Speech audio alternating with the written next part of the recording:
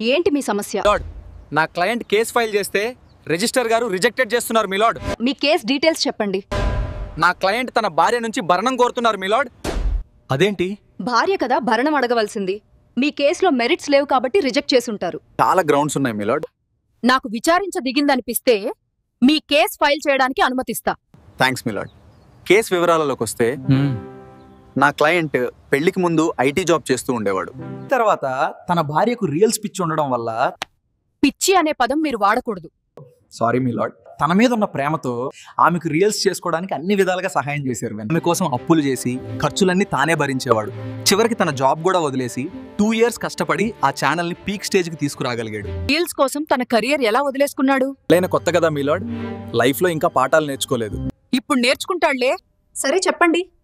ఇప్పుడు ఆ ఛానల్ ద్వారా నెలకు 5 లక్షలు ఇన్కమ్ వస్తుంది. తాను బాగా పాపులర్ అవ్వగానే నా క్లయింట్ ని పట్టించుకోవడం లేదు. నా క్లయింట్ కి జాబ్ లేదు, బ్యాంకు ఈఎంఐలు కట్టాలి. కాబట్టి మీరే దయ ఉంచి నా క్లయింట్ కి న్యాయం చేయవలసిందిగా కోరుతున్న మీ లార్డ్. మీ క్లయింట్ అడిగే దానిలో న్యాయం ఉంది. మీ కేసుకి నంబర్ కేటాయించడం జరుగుతుంది. 15 రోజుల తర్వాత మీ కేసు విచారిస్తా.